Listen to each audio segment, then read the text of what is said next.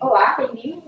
Agora a gente vai ter a segunda palestra do dia, com a Lorena Dennis, que é formada em biomedicina aqui pela UFR e é mestranda em tecnologia e saúde pela PUC Paraná. E atualmente atua no Instituto de Neurologia de Curitiba e hoje ela falará sobre um tema muito interessante, que é como a impressão 3D auxilia no planejamento cirúrgico. Boa tarde a todos. Então, como ela já me apresentou, meu nome é Lorena, eu sou formada em biomedicina aqui pela UFR mesmo. Há uns 6 anos atrás, eu estava tendo aula de programação nos laboratórios ali do lado, e hoje eu sou mestranda no programa de tecnologia em saúde da PUC, e eu trabalho com impressão 3D e planejamento cirúrgico no meu mestrado, e também trabalho como coordenadora do Institute Technology Lab, que é um laboratório de impressão 3D dentro de um hospital aqui de Curitiba, o Instituto de Neurologia de Curitiba, que é um hospital de referência em neurocirurgia e neurologia. E a gente usa os modelos que eu vou apresentar aqui um pouco para vocês no hospital para o planejamento, para o treinamento, no nosso dia a dia, assim, sabe? É uma coisa que já está bem implementada lá dentro do hospital. Então, o que eu vou abordar nessa apresentação? Vou apresentar rapidamente o laboratório para vocês, conceituar o que é a impressão 3D, como é feita a produção de um biomodelo 3D, porque ela se diferencia um pouco da produção dos modelos 3D tradicionais, da engenharia, por exemplo, como que essa impressão, como que esses biomodelos eles são aplicados no planejamento cirúrgico, e vou apresentar outras 2 aplicações de impressão 3D também na área da saúde.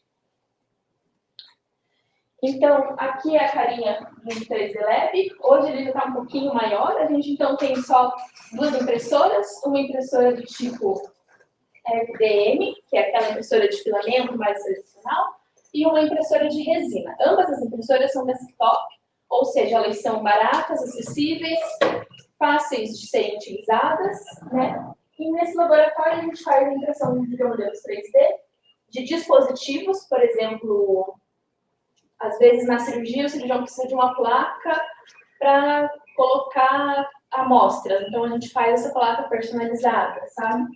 Para o treinamento dos residentes, né, que o WINC ele tem residência em neurocirurgia, em neurologia também. O planejamento cirúrgico, que nesse caso é paciente específico, e também para pesquisas. A gente já tem alguns artigos publicados aí na área da impressão 3D, principalmente na neurocirurgia, que é o forte lá do hospital. Então, o que é a impressão 3D?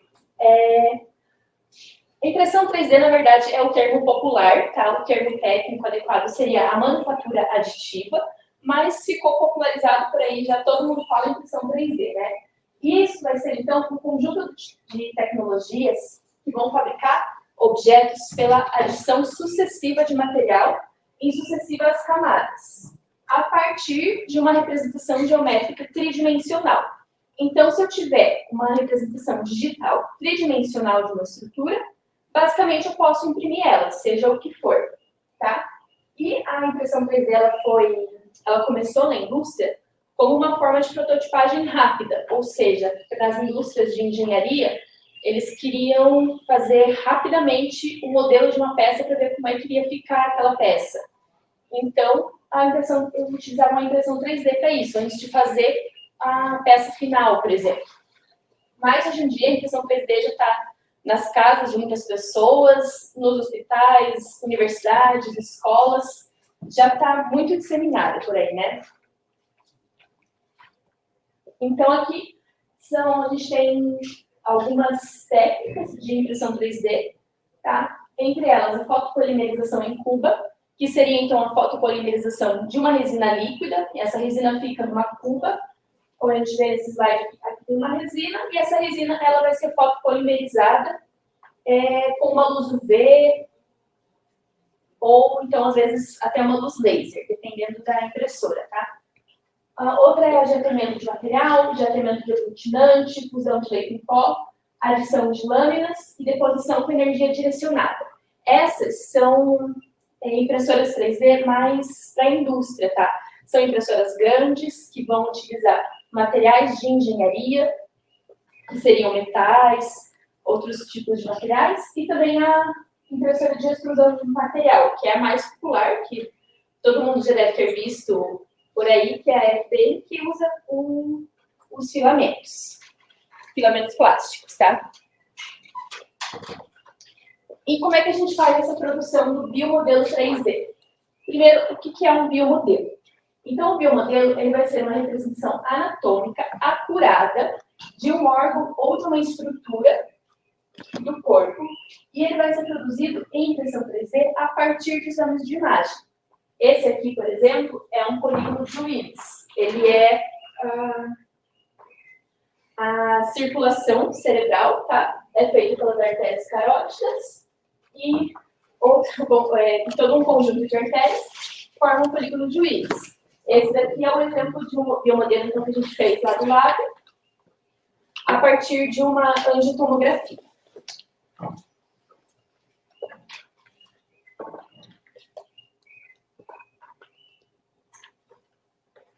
E a produção desse biomodelo, ela vai se diferenciar da impressão 3D tradicional, principalmente nas suas primeiras etapas. Então, primeiro a gente vai precisar fazer a reconstrução 3D daquela estrutura que a gente quer fabricar, que a gente quer imprimir. Essa reconstrução ela é feita a partir do arquivo DICOM, que é aquele arquivo que sai do equipamento de ressonância, da tomografia, que é aquela imagem da medicina, né? Essa imagem, então, ela vai ter, esse arquivo, ele vai ter uma série de imagens, tá? E vai ter também as informações do paciente, data de nascimento do paciente, quem foi que fez aquele exame, onde foi feito aquele exame, quando. Então, é um arquivo que não vai ter só imagens, ele vai ter outras informações. E aí, a gente vai usar alguns softwares específicos, como, por exemplo, o 3D Slicer, o Invesalhos e o Mimix Materialize. Acho que esses três são os que mais são utilizados hoje em dia na área da medicina. Os dois primeiros, eles são gratuitos, tá? E do Invesalhos, ele foi feito aqui no Brasil, pelo CDI Renato Arte. Não sei se vocês conhecem. Foi o primeiro local que teve uma impressora 3D aqui no Brasil. É um instituto de pesquisa lá em Campinas, em São Paulo. E eles que fizeram a produção desse programa, então. E aí, então, nesse programa, eu vou abrir... Aqui é uma imagem de tomografia. Está no 3D Slicer. E a gente vai aplicar uma máscara sobre o tom de cinza que eu quero. Por exemplo, o DICOM da tomografia, ele é vários tons de cinza. O osso ele é mais esbranquiçado, o cérebro vai ser de tal tom, sabe? Cada estrutura vai ficar com um tom diferente. E aí eu vou selecionar com essa máscara aqui qual é a estrutura que eu quero. Nesse caso aqui, eu queria o osso. Então, essa é a nossa primeira etapa, fazer a reconstrução daquela estrutura. Depois disso, eu vou fazer, então, a otimização desse arquivo, que eu vou selecionar a área anatômica que eu quero. Nesse caso aqui, então, eu queria uma mandíbula. Então, eu faço a seleção apenas da mandíbula, excluindo o restante. E também vou fazer um reparo nessa malha, tá? Que é para a malha não ter nenhum erro, porque se ela tiver algum erro, pode dar algum problema na hora da impressão. Para isso, eu consigo usar, então, o software Autodesk Mesh Mix. Também é um software gratuito, bem tranquilo de usar. E ele vai servir para isso, então, para fazer essa otimização do arquivo. Depois disso, então, da reconstrução, da otimização, eu vou ter um arquivo STL, que é um arquivo básico de objeto 3D, vai ler no Windows, vai ler no Linux. E esse arquivo STL, então, eu vou colocar em um software para fazer o planejamento do processo de fabricação. Isso é conhecido também como fatiamento. Eu vou fatiar essa peça, então. O que quer dizer isso? Eu vou deixar ela em várias camadinhas. Aqui a gente consegue ver, eu acho, que ela está, tipo, linhas dividindo essa peça, né? Então, cada linha dessa vai ser uma linha que a impressora 3D vai fazer até formar esse objeto. Aqui também eu vou colocar outros parâmetros. Em azul, a gente tem os suportes de impressão. Eu não consigo imprimir nada no ar, né? Eu preciso que tenha um suporte. Aí, esse software, então, vai dar para a gente o tempo de impressão, quantas gramas de material eu vou precisar, até porque eu preciso saber, na hora de colocar na impressora, se aquele material que eu tenho vai ser o suficiente, né? Às vezes, daqui dá, por exemplo, 500 gramas de material, eu estou com um rolo de 200. Então, tudo faz parte do nosso planejamento. E daí, depois disso, então, vai para impressão em si. Você tem que play? Um videozinho? Tenta clicar, acho. Isso. Aqui eu coloquei só um vídeo ilustrativo da impressora fazendo as camadas do objeto. A gente consegue ver aqui nesse bico dela que vai saindo o filamento derretido, né? O plástico derretido. Depois, então, que a impressora terminou de imprimir a peça, a gente vai, então, para o pós-processamento dessa peça. Lembra que eu coloquei suportes anteriormente naquela peça? Então, agora eu preciso retirar. Então, aqui estão antes e depois do cérebro que a gente fez a impressão, tá? Então, ali foi assim que a impressora terminou, e aqui depois foi a remoção de suportes. A gente ainda pode fazer alguns outros tipos de acabamentos com ABS, no ABS com acetona, sabe? Que o filamento ABS ele derrete um pouquinho em contato com a acetona, e aí vai dar um brilho diferenciado para a peça. Tudo vai depender da aplicação que eu preciso, tá? Então, aqui resumindo os passos da produção de biomodelo 3D, a gente vai ter a reconstrução, que é a transformação daquele meu arquivo DICOM, que saiu do exame de imagem, para um arquivo STL, que é o arquivo 3D, a otimização desse arquivo, onde eu vou selecionar as estruturas e vou fazer o reparo de malha, o planejamento do processo de fabricação, onde eu vou fazer o fatiamento do arquivo e também a definição dos parâmetros de impressão, a impressão em si, por si, e também o pós-processamento, né, na remoção de suportes e também no acabamento da peça. Então, eu estou com o biomodelo pronto. Agora eu posso usar ele, então, para o planejamento cirúrgico. Nessa foto é o Dr. André usando um dos nossos modelos durante uma das cirurgias dele. Então, por que a gente usa esses modelos para o planejamento cirúrgico? Bom, primeiro de tudo, a gente vai ter uma melhor visualização tridimensional da estrutura, tá? Com isso, o cirurgião tendo essa visualização da estrutura antes da cirurgia, fazendo ali o seu planejamento, ele vai conseguir reduzir o tempo da cirurgia, consequentemente, ele reduz os custos da cirurgia, e além de tudo, ele inclui o paciente na tomada de decisão do que ele vai fazer na cirurgia. O paciente vai entender o que vai acontecer com ele durante aquele processo. E vou explicar tudo isso um pouquinho melhor agora. Então, aqui a gente tem um exame de uma angiotomografia, tá? E esse paciente tem um aneurisma, que vai precisar ser clipado. Então, se eu apresento isso aqui para o meu paciente, totalmente leigo, e vou falar, tem um aneurisma aqui, e a gente vai colocar um clipe. O que o paciente vai entender disso? Tipo, a gente tem um crânio, legal, dá para perceber que é um crânio. Mas de resto, é bem difícil entender, sabe? Às vezes até para o pessoal da área da saúde, nessa coisa 2D, assim, nessa imagem chapada, que a gente não tem muita noção das estruturas que estão ali em volta. Mas se eu apresento para um paciente um crânio, onde está aqui o aneurisma que ele tem, que foi feito em 3D, e está ali, que ele pode pegar na mão, pode sentir, virar do jeito que ele quiser, e ainda o cirurgião pode mostrar para ele como que vai ser a clipagem desse aneurisma. Ele tem ali um clipe, e ele coloca esse clipe ali, para o paciente entender como que vai ser a cirurgia, né? E até porque esse clipe vai ficar depois na cabeça do paciente. E às vezes você só fala assim, fizemos uma cirurgia clipando o seu aneurisma. Mas ele nem sabe o que aconteceu, o que tem ali na cabeça dele, sabe? Então, aqui são algumas das áreas onde mais é utilizada a impressão 3D no planejamento cirúrgico, tá? Então, na ortopedia, osso, acho que é hoje uma das coisas mais fáceis que já tem para imprimir, porque é uma estrutura mais fácil de ser segmentada. Na cirurgia bucomaxilofacial, na otorrinolaringologia, na neurocirurgia, cirurgia cardíaca e também na cardiologia intervencionista. Agora eu vou mostrar, então, algumas aplicações desses biomodelos, tá? Tudo que eu vou mostrar foi feito lá no hospital. Então, aqui foi quando começou, mais ou menos em 2016, que lá no hospital então, começaram a fazer pesquisas utilizando moldes 3D para planejamento de cirurgia de aneurisma cerebral. Então, eu vou falar bastante de aneurisma, porque é o meu mestrado, tá? Então, a primeira pesquisa que foi feita foi essa aqui. Nesse slide aqui, a gente tem um biomodelo. Ele foi feito, vocês podem ver que ele tem duas cores, né? Ele foi feito numa impressora industrial. Então, é uma impressora mais cara e foi mandado lá em São Paulo para fazer, porque na época acho que nem tinha aqui em Curitiba. Então, não é uma coisa acessível de você fazer no dia a dia, sabe?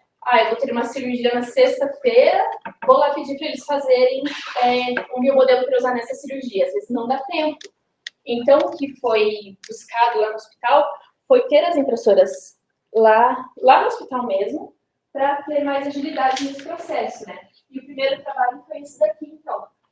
A investigação da utilização de biomodelos 3D fabricados pela manufatura aditiva para eleição de clipe e simulação cirúrgica nas microcirurgias de aneurismas intracranianos. Então, a ideia desse trabalho aqui foi fazer a simulação dos aneurismas cerebrais para treinamento cirúrgico, né?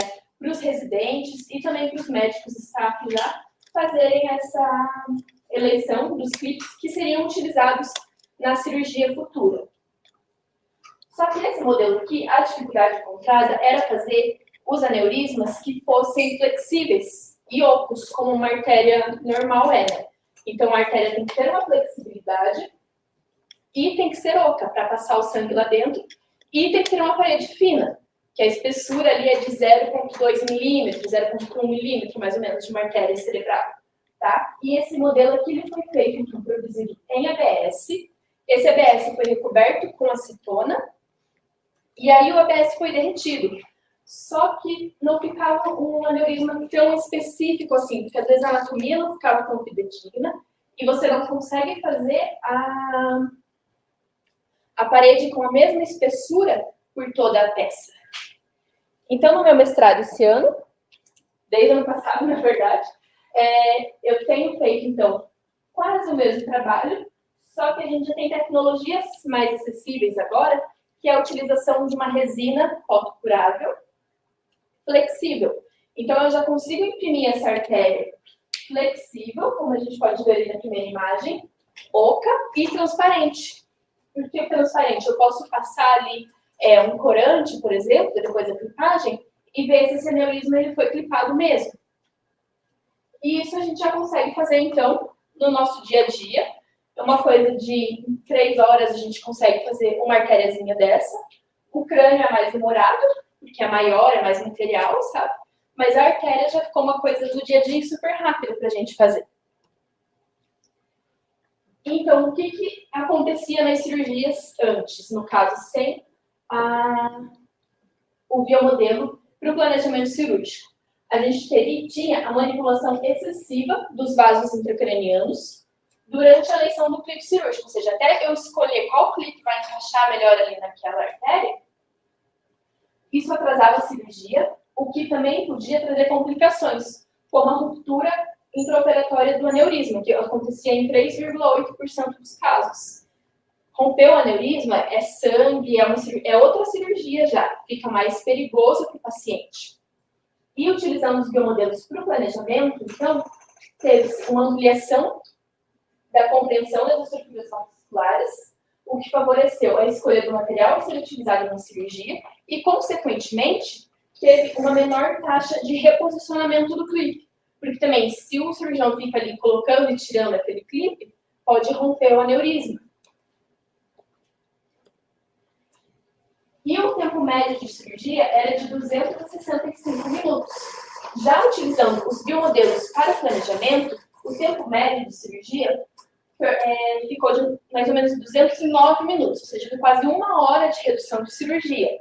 Aí, então, eu já reduzo o risco do paciente, porque ele está 1 hora menos com a cabeça aberta lá no centro cirúrgico. O custo da cirurgia é menor, porque é 1 hora menos que o cirurgião vai trabalhar, que o anestesista vai estar ali dentro também. Então, a conclusão desses 2 trabalhos foi que pode-se inferir que as cirurgias têm o seu planejamento baseado nos biomodelos, elas requerem menor duração e também, por extensão, elas acarretam em menores índices de complicações.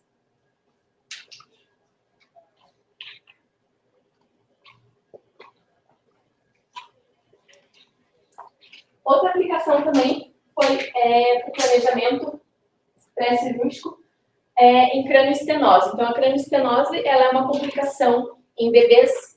Bebês, eles têm normalmente as estruturas cranianas abertas, né? Eles têm que ter, que é a famosa moleira. Você não pode encostar ali na cabecinha do neném. E às vezes acontece que essa estrutura ela fecha precocemente. Então, ela vai calcificar e isso vai deformar o crânio da criança. A criança vai, às vezes, ficar com o crânio mais alongado, o que também pode atrapalhar no desenvolvimento do cérebro, sabe? Coloquei esse aviso aqui porque tem sangue nos próximos slides, então se tiver alguém que não gosta de ver sangue, tá? Não olhe. Então, aqui a gente tem um exemplo de cranioestenose. Aquele primeiro biomodelinho ali, então, foi um modelo feito a partir da tomografia e depois ele foi usado no planejamento pelos residentes que iriam entrar naquela cirurgia. Então, ali eles colocaram que a cirurgia, no caso, consiste em cortar o osso da criança, basicamente algumas tiras, dependendo de como é a deformidade, tem técnicas, tem formas de se abrir novamente esse crânio. Então, foi feito esse planejamento e depois, na cirurgia, foi feito a mesma coisa anterior. Ou seja, então, em vez de eles abrirem o crânio da criança antes para ver o que iam fazer, eles puderam fazer isso anteriormente, né? Reduzindo esse tempo ali. Apareceu um negócio aqui. Bateu. Saiu.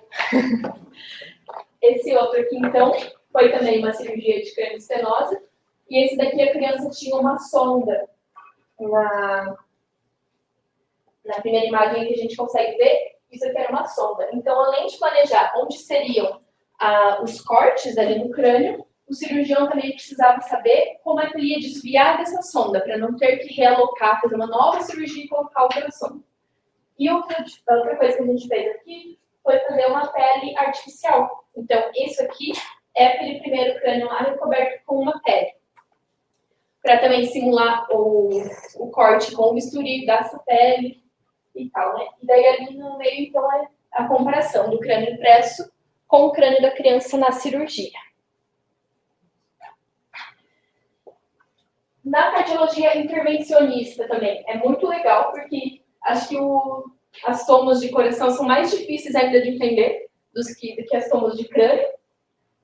Então, basicamente, isso que a gente está vendo aqui é aquilo ali, né? Que é a artéria pulmonar e o ventrículo direito.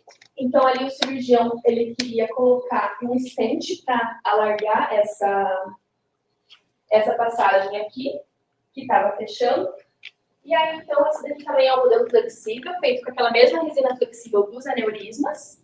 Tá? A gente só colocou uma corzinha para ficar um pouco mais bonitinha mesmo. E aí, eles usam, então, esses modelos para fazer os treinamentos endovasculares, que são aqueles treinamentos com cirurgias com catéter, sabe? Tem o acesso na artéria femoral e vai o catéter até o coração para colocar um stent. Então, aqui é a mesma coisa. Aqui o diferencial também é que tinha uma parte calcificada. Então, esse paciente, ele tinha já um implante prévio, um stent prévio, que é esse aqui. E também ele tinha boa parte já ali da artéria aórtica calcificada. Ou seja, o cálcio já é mais resistente, né? E a artéria seria flexível. E o cirurgião queria, então, fazer o teste, como que o stent ia se comportar dentro dessa situação. Aqui tem um videozinho.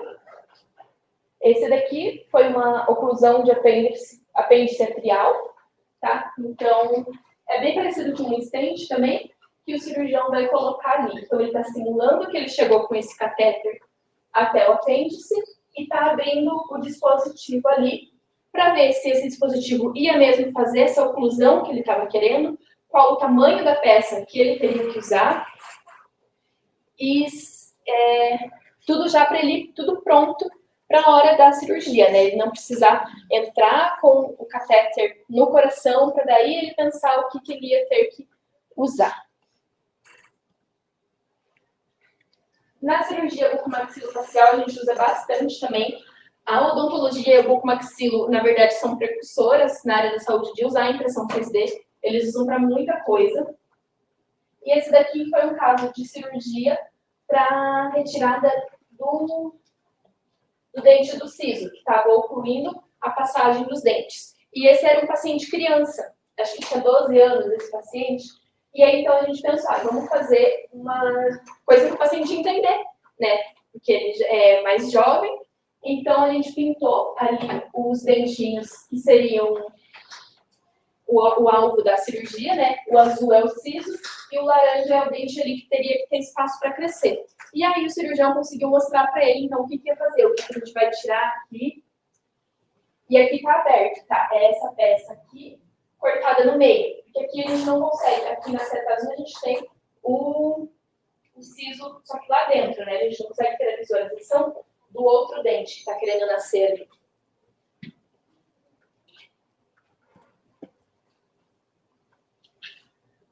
Também na bucomaxilofacial, esse daqui foi usado para uma cirurgia de retirada de cistos. Então, esse paciente tinha cistos ali dentro do osso, uma síndrome que causa isso, e o cirurgião precisava saber aonde estavam exatamente esses cistos, tá? Então, esses buraquinhos que a gente tem aqui também, são esses cistos que o cirurgião tinha que retirar. Na ortopedia também, essa daqui foi um fêmur, um fêmur inteiro, para cirurgia de colocada do joelho. Meu Deus, esqueci o nome. É cirurgia de artrodese, que ele iria substituir o joelho dele por um implante, né? Então, o cirurgião utilizou esse biomodelo para saber onde é que ele ia cortar, onde é que iam entrar os guias cirúrgicos. E acho que das aplicações no planejamento cirúrgico é isso. Agora eu vou mostrar outras duas aplicações para vocês da impressão 3D na saúde. Porque assim, a gente tem uma infinidade de aplicações, né? Então, a primeira é a cranioplastia. Então, o que é a cranioplastia? Ela vai ser a cirurgia de colocada, de reparo de uma falha craniana. Então, essa falha craniana, ela pode ter sido causada num acidente, uma retirada de tumor, pode ser, normalmente, quando é nesse formato, assim, com quase metade de um lado do crânio, é porque a pessoa estava com uma hipertensão intracraniana que precisava ser aliviada, às vezes um sangramento interno, então é retirada essa placa e o cérebro é deixado ali para descansar, então é deixado aberto por 2, 3, 4, 5 meses, tá? E isso vai ser fechado depois. O ideal seria colocar o osso da pessoa novamente, mas daí entram alguns problemas, que primeiro colocavam esse osso, então, na barriga da pessoa, dentro da barriga, para ficar lá até ter a cirurgia de colocar de novo. Mas isso trazia uma taxa de infecção muito alta. Outra opção, colocar em banco de ossos. Aqui em Curitiba não se tem mais banco de ossos, então não consegue mais fazer isso. Então, no geral, o osso que foi retirado lá na cirurgia vai para o lixo e depois tem que ser feito outra placa. Essas placas, então, aqui são duas placas feitas por impressão 3D. A primeira placa, ela é de titânio. Então, são impressoras industriais, que normalmente fusão de leite em pó, que conseguem fazer essa impressão. E essa daqui é em PIC, que é um tipo plástico biocompatível, que já está sendo muito usado aqui no exterior, é super levinha. Mas aqui no Brasil, a gente não é permitido o implante desse tipo de material. Então, não tem, por enquanto, nenhuma empresa autorizada a imprimir uma placa de titânio aqui no Brasil e implantar no paciente aqui. É uma coisa da Anvisa, né, que ainda não foi autorizado. No exterior, na Europa, nos Estados Unidos, já é o padrão. Basicamente, só faz assim. Mas enquanto a gente não pode, então, a gente vai se virando com outras coisas. Então, com a impressão 3D, a gente consegue fazer moldes de cranioplastia. Como que esses moldes são feitos? A gente pega aquele exame de imagem do paciente que está com a falha, faz a reconstrução daquela falha. Pode ser por espelhamento, quando ele está com o outro lado do crânio bom também. Pode ser por modelagem.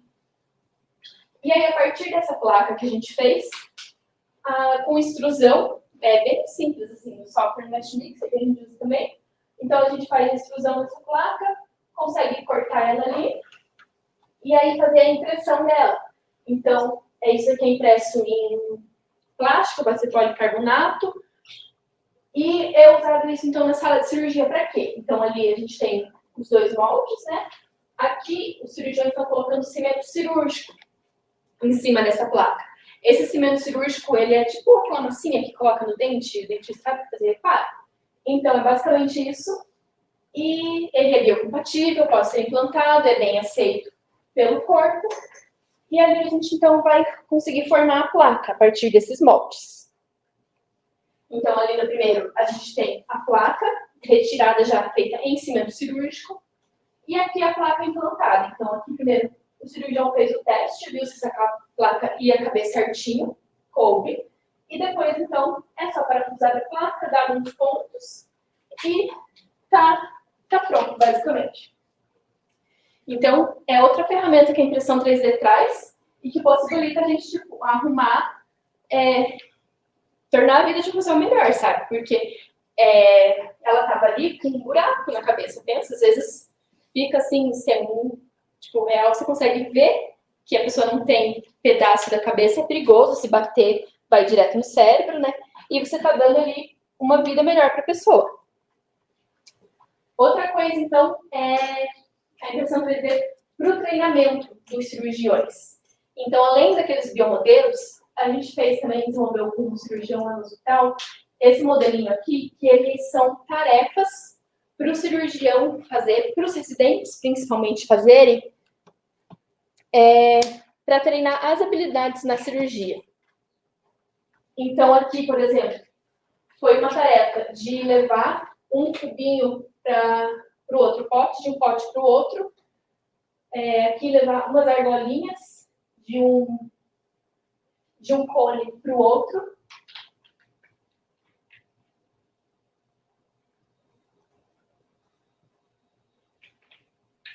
E parecem atividades bobas, mas é bem difícil fazer, eu tentei.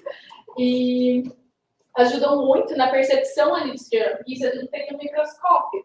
Então, o cirurgião entender como é que ele tem que usar aquele microscópio, como é que ele vai ser a visão dele naquele microscópio, a mão, né, dentro ali para segurar a agulha, para segurar as pinças. Aqui é para simular a sutura.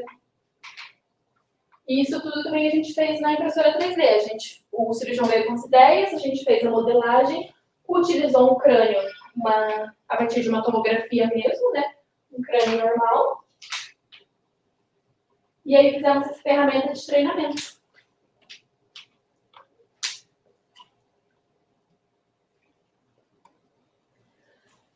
Então, para vocês levarem para casa, o planejamento cirúrgico feito com biomodelos de manufatura aditiva ou a impressão 3D, como a gente popularmente conhece, pode reduzir o tempo da cirurgia e, consequentemente, ele vai diminuir os custos do tratamento e também os riscos de complicações para o paciente. Então, agora, se alguém tiver alguma dúvida, pode falar. Também, se quiserem procurar nas redes sociais, procurar o laboratório, dar e-mail com alguma dúvida. Se quiserem ir conhecer o laboratório, também a gente está sempre aberto. Só conversar antes, tá? Dúvidas? Tem. No começo da sua fala, você falou que a gente não consegue trazer essa imagem para o espaço tridimensional, né? Da luz. Só que a gente tem hoje, por exemplo, alguns hologramas, né? Então, existe alguma linha de pesquisa nesse sentido, de trazer a imagem para o espaço tridimensional? Tem. Lá no INC mesmo a gente tem, por exemplo, os microscópios, eles têm óculos 3D, por exemplo, que já vai trazer ali uma outra noção tridimensional para quem está assistindo. Os hologramas também, eu vi alguns na Europa, no Brasil eu não conheço nenhum ainda. Tá? Tem uma empresa na Europa que ela faz uns modelos de treinamento, assim, que, por exemplo, você tem um cérebro ali e ele um holograma com a circulação em cima, sabe? Umas coisas assim. Aí tem isso também. Mas é uma discussão que a gente teve algumas vezes lá com os médicos no hospital, porque eles ainda ainda insistem de que o tato é único, sabe? Ele pegar aquela peça, sentir, mexer do jeito que ele quer, ainda tem alguns que são bem resistentes a isso. E mais uma coisa, só, se fosse para a gente trazer essa impressão para uma parte mais, por exemplo, molecular, qual que é a dificuldade disso? Que né, tem alguma dificuldade nesse sentido? Tem. Pelo que você falou mesmo, né? Por ser muito pequeno. Então, acho que na impressora menor, ali que a gente menor consegue imprimir assim, seria 1 milímetro, 0, sabe? Então, molecular seria bem difícil. Mais perguntas? Será que no chat tem perguntas aí também que a gente está transmitindo? Aqui o Eduardo trouxe, ótima palestra. Quais as tecnologias de impressão usadas para os planejamentos? FFF, DLP, SLA, principalmente para peças menores? Então, a gente usa muito a FDM, tá? Que é a extrusora, para as peças maiores. Crânio, a gente faz tudo na FDM, partes de osso. Já as peças menores, como os aneurismas, outras artérias, coração, dentes, aí a gente usa uma impressora LSD, tá? Com resina fotocurável. Legal. Aqui na sala mais alguma coisa? Será que tem mais alguma coisa no chat? Vamos ver. Mesmo. Bom, eu tenho mais ou menos uma pergunta. Quando você faz essa parte, porque você tem um dado que ele é muito concentrado, assim, uma tomografia, alguma coisa assim. Essa parte, como que funciona melhor, assim, o momento que você vai selecionar aí as principais partes para você imprimir? Você não vai fazer toda a parte 3D interna, como que é essa parte? Então, ali na Tommo, na Resso, eu vou ter aqueles tons de cinza.